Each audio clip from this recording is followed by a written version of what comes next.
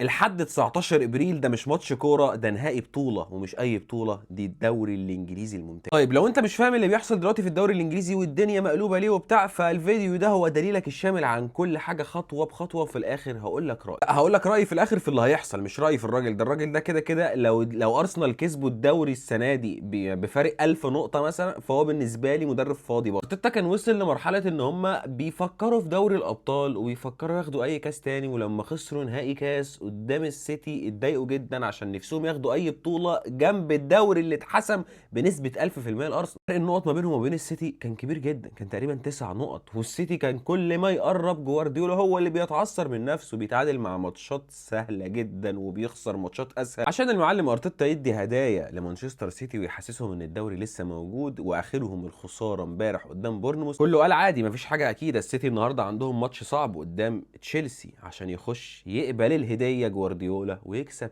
ثلاثيه نظيفه على تشيلسي. تقول لي طب مش الفرق كان 9 نقط؟ ده فرق كبير جدا، بس في حاجه، السيتي متاجل لها ماتشين، يعني لو كسبوا الماتشين ويبقوا لاعبين نفس عدد الماتشات مع ارسنال هيبقى الفرق 3 نقط بس. حلو جدا. ولو افترضنا ان الفرق بقى 3 نقط بس ما بين السيتي وما بين ارسنال لصالح ارسنال، فدي ماتشات مانشستر سيتي لحد نهايه الموسم في الدوري. لكن لو جيت بصيت كده عزيزي المشاهد هتلاقي اول ماتش في الدوري الماتش الجاي قدام ارسنال نفسه، وكمان على ملعب مانشستر سيتي. كأن تتخيل ان جوارديولا بصفقات جوارديولا بعد خروج جوارديولا من دوري الابطال واتبقى له بطوله واحده بس ما حدش كان يحلم ولا يتخيل في العالم انه يكسبها، تبقى محسومه على ماتش واحد بس قدام ارسنال في ملعبه. لذلك دي ماتشات ارسنال مفيش حد فيهم بيتفوق على التاني، غير بس ان ارسنال هيبقى خارج من اجهاد اعتقد شويه من ماتش دوري الابطال. خدها بقى من اخوك، انا حاسس ان ارسنال هيخرج كمان من دوري الابطال. فكره ان هو يخسر من السيتي حتى لو على ملعب السيتي، فارتيتا ولاعيبته مش هيبقى قدامه اي حاجه يعوض اللي هيحصل فيه غير ماتش السيتي ده. ممكن عشان الماتش في ملعب